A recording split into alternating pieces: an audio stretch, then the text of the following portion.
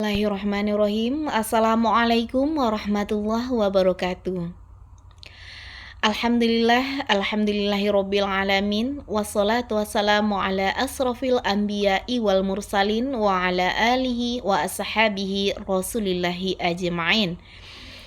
Bersyukur kita kepada Allah dengan mengucapkan Alhamdulillahirabbil alamin. Berselawat kita kepada Nabi Muhammad dengan mengucapkan Allahumma shalli ala Muhammad wa ala ali Muhammad.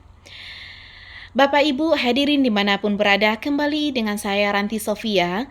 Pada kesempatan kali ini saya akan mencoba memberikan suatu pembahasan, yaitu terkait bagaimana selaku orang tua menjalankan peran pentingnya dalam mendidik anaknya. Jadi di sini temanya itu terkait yaitu bagaimana memahami perbedaan karakter anak dalam Islam. Jadi di sini ayah bunda selaku orang tua di sini harus memahami bagaimana karakter anaknya masing-masing. Nah, kita mulai yang pertama. Di sini sebagai mana kita ketahui, kita sebagai orang tua di sini pasti melihat adanya perbedaan karakter atau watak anak kita masing-masing. Itu tentu ada perbedaan. Jadi setiap anak tuh pasti memiliki ciri khas atau keunikan masing-masing.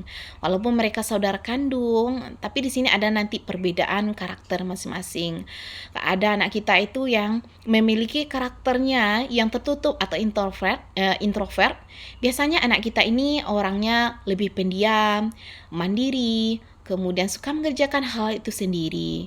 Kemudian berbeda juga dengan anak kita memiliki karakternya yang lebih ekstrovert. Itu biasanya lebih terbuka, suka menjalin hubungan sosial di luar, bekerja sama dengan tim dan sebagainya. Kemudian kalau kita lihat dari karakter sifatnya nanti ada nanti anak kita nih yang keras, ada yang lembut.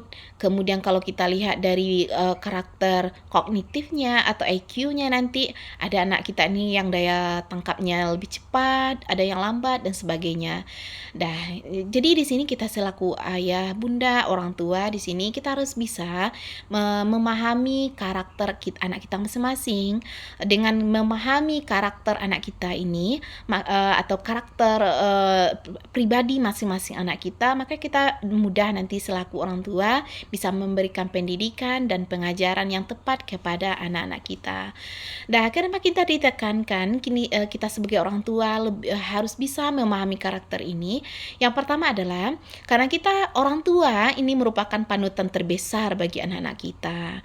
Jadi pendidikan pertama bagi anak-anak kita kan betul-betul di rumah, yaitu keluarga, itu ayah bunda, kemudian nanti saudaranya, baru nanti teman.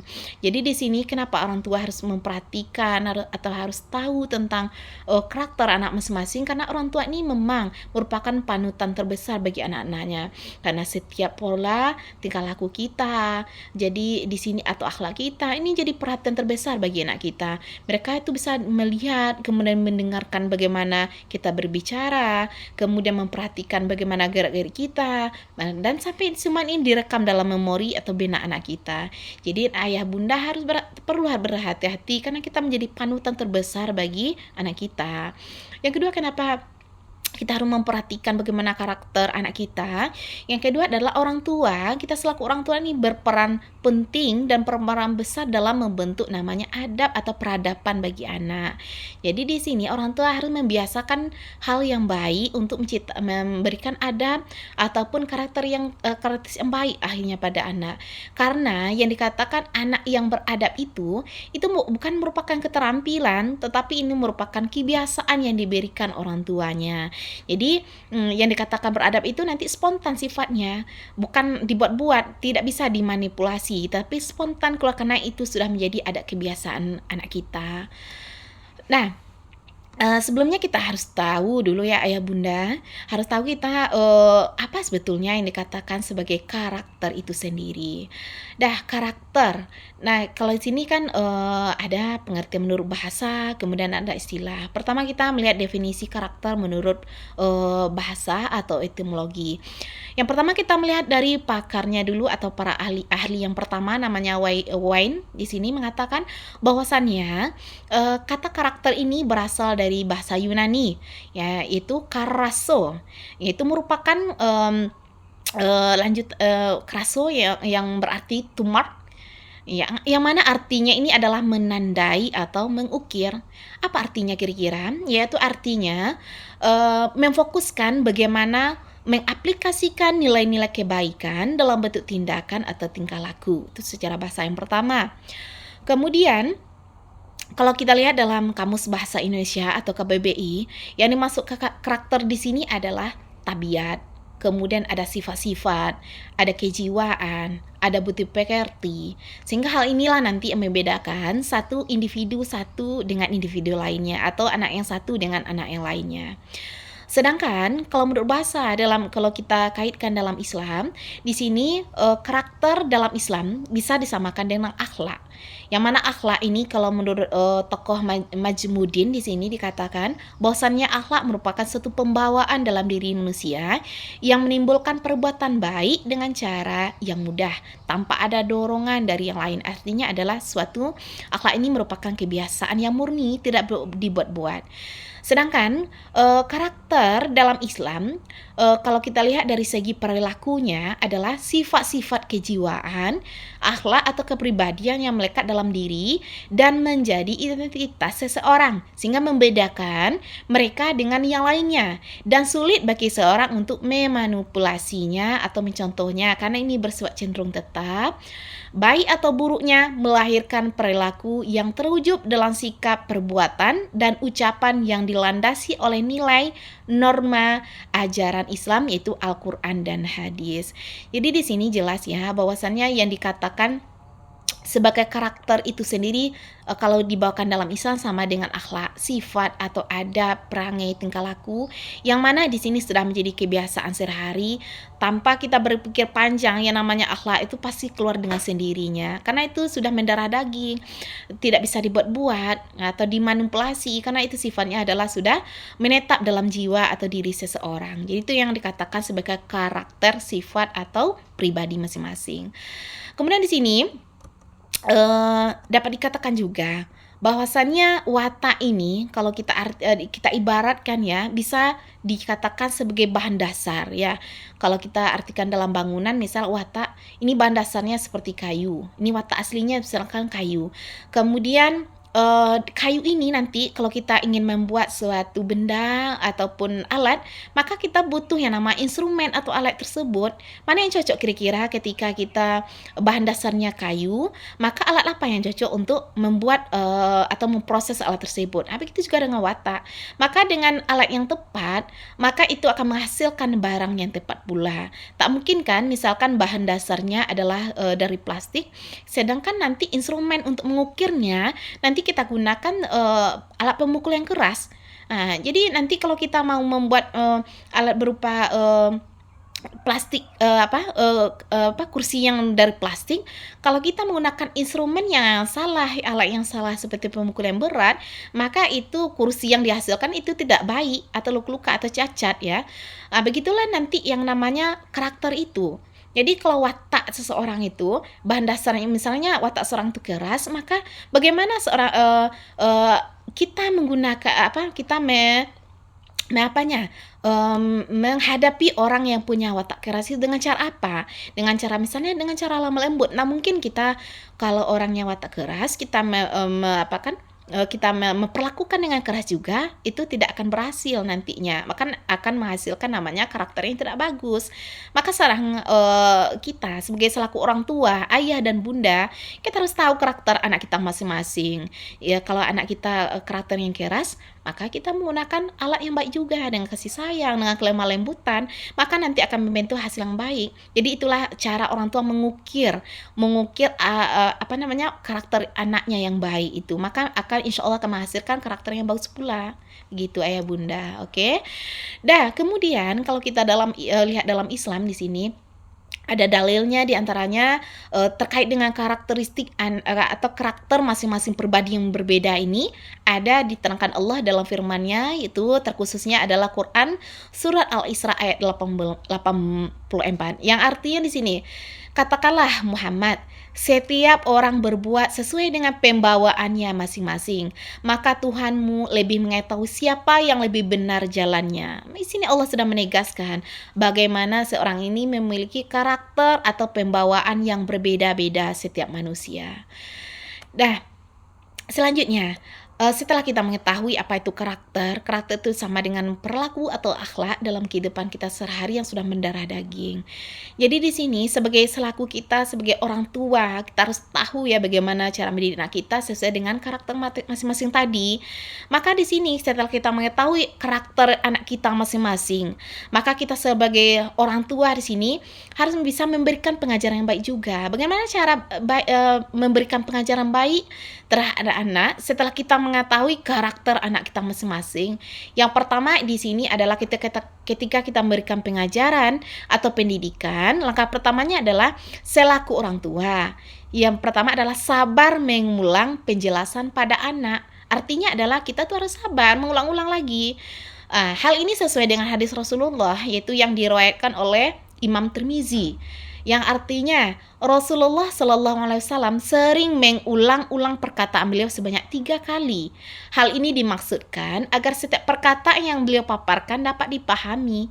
Jadi jelas di sini ya ayah bunda, ketika kita mengajarkan anak kita, maka kita harus sabar berulang-ulang kita lakukannya. Rasulullah Shallallahu Alaihi Wasallam saja ketika memberi pengajaran atau pendidikan kepada para sahabat, dia mengulangnya sebanyak 3 kali paling kurang.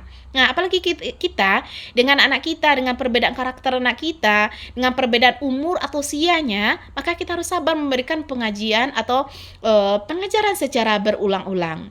Nah, kenapa harus berulang di sini? Kalau kita kaitkan dengan intelijensi atau kapasitas IQ masing-masing anak, ketika diulang-ulang maka ini akan tersimpan di otak, itu akan menumpuk. Maka dengan adanya informasi berulang-ulang yang menumpuk di otak anak kita, maka itu akan mudah terserap nantinya dan akan tersimpan secara bagus di memori anak kita. Jadi selaku orang tua kita, ayah dan bunda, kita harus sabar dan harus mengulang-ulang apa yang kita berikan pendidikan yang baik kepada anak kita. Harus sabar, ulang-ulang lagi. Hal ini sesuai dengan yang diajarkan Rasulullah Sallallahu Alaihi Wasallam. Paling kurangnya adalah 3 kali kita ulang-ulang kepada anak kita. Selanjutnya, bagaimana lagi memberikan pengajaran yang baik kepada anak kita dengan karakteristik yang berbeda-beda tadi? Yang kedua adalah ajarkan ilmu kepada anak kita sesuai dengan kondisi pengetahuan anak dan apa yang mereka sukai. Jadi sesuaikan dengan pengetahuannya dan berikan sesuai apa yang mereka sukai. Hal ini juga sesuai dengan hadis Nabi Muhammad SAW yang diriwayatkan oleh Bukhari di sini, yang artinya katakanlah kepada manusia sesuai dengan apa yang mereka ketahui dan sukai, serta tinggalkanlah apa yang tidak mereka ketahui dan tidak mereka sukai. Apakah kamu ingin Allah dan Rasul-Nya didustakan? Itu kan jelas ya ayah bunda ya. Jadi kalau kita mengajarkan anak kita harus perhatikan, sesuaikan dengan yang namanya pengetahuannya dan sesuaikan juga dengan keinginan atau bakat mereka. Ini jelas tidak ada pemaksaan. Kalau kita lihat pendidikan kita ya, alhamdulillah Indonesia saat ini dengan kurikulum kita yang berubah, yang terakhir sekarang ini kan ada kurikulum merdeka. Yang mana di sini dalam kurikulum merdeka ini anak atau peserta didik diberikan kebebasan cara belajar mereka dengan mengembangkan potensi masing-masing. Jadi diberi kebebasan bagaimana mereka cara memahami materi itu, gaya belajar mereka bagaimana. Sehingga di sini peran guru hanya sebagai memfasilitator, memotivasi, menjadi pembimbing, itu saja. Jadi pembelajaran sekarang ini lebih berpusat dan harus terpusat kepada peserta didik. Hal ini sesuai yang dikatakan tadi dalam hadis Nabi tadi, bahwasannya ajarkanlah sesuai dengan pengetahuan mereka, hal apa yang mereka sukai. Jadi tidak ada istilahnya pemaksaan dalam memberikan materi kepada anak. Kalau anak tidak sukai, tidak bisa dipaksakan. Jadi di sini harus fleksibel. Karena ini sesuai dengan yang disunahkan oleh Nabi Muhammad SAW. Jadi orang tua harus tahu ya, bagaimana pengetahuan anaknya, berapa umur anaknya. Jadi tidak bisa dipaksakan, harus sesuai dengan pengetahuan mereka, kemudian apa yang mereka sukai. Jadi kita selaku orang tua tidak boleh egois, oke ya Bunda? Yang selanjutnya kita lihat bagaimana cara memberikan pendidikan ketika kita selaku orang tua telah memahami karakter anak didik kita. Yang selanjutnya adalah dengan memberikan pendidikan dengan cara yang perlahan-lahan, tidak tergesa-gesa. Oke, jadi ini juga sesuai dengan yang dikatakan atau yang tertulis dalam hadis Nabi Muhammad SAW yang diriwayatkan oleh Aisyah radhiyallahu anhu. Di sini dikatakan bahwasanya Rasulullah SAW tidak pernah berkata tergesa-gesa sebagaimana yang kita lakukan. Akan tetapi beliau berkata dengan ucapan yang sangat jelas dan terperinci, sehingga orang lain yang duduk bersama beliau akan dapat menghafal setiap perkataan yang beliau ucapkan. Masya Allah. Jadi sini jelaskan bahwasanya kita sebagai orang tua ketika kita memberikan pendidikan, pengajaran kepada anak kita, maka kita tidak boleh tergesa-gesa, harus dengan yang namanya penjelasan terperinci dengan bahasa yang mudah dimengerti, tidak berbelit-belit dan sebagainya. Jadi kita gunakan bahasa sesuai dengan kapasitas pengetahuan anak kita, oke? Dan sebetulnya banyak lagi pembahasan kita terkait dengan materi ini. Bagaimana cara kita memberikan pengajaran yang baik terhadap anak kita. Selanjutnya ada di sini bagaimana cara kita memberikan pendidikan yang baik terhadap anak kita, yaitu dengan mengutamakan yang namanya kasih sayang, kelemah lembutan, kemudian pahami gaya belajar mereka, kemudian pahami juga generasi mereka generasi apa sekarang. Jadi ayah bunda tidak boleh egois. Anak kita generasi alpha misalkan atau Gen Z, ayah bunda tidak bisa memaksakan generasi bunda sekarang ini cara belajarnya. Era sekarang ini adalah era digital. Jadi ayah bunda ketika mendidik anaknya generasi Gen Z, maka harus juga memperhatikan bagaimana cara belajarnya sesuai generasi mereka saat sekarang ini, yaitu dengan menerapkan yang namanya teknologi ataupun IT. Oke ayah bunda semua, semangat kita sebagai ayah bunda tetap memberikan yang pendidikan terbaik kepada anak kita, karena anak yang dititipkan Allah Subhanahu wa taala merupakan amanah yang terbaik yang harus kita jaga, yang harus kita berikan pendidikan yang baik untuk anak kita. Masya Allah, semoga Allah meridhoi pertemuan kita pada saat ini. Mungkin hanya itu yang bisa saya sampaikan pada kesempatan kali ini. Salah dan jangan saya mohon maaf. Saya sudahi dengan wabillahi taufiq wal hidayah. Wassalamualaikum warahmatullahi wabarakatuh.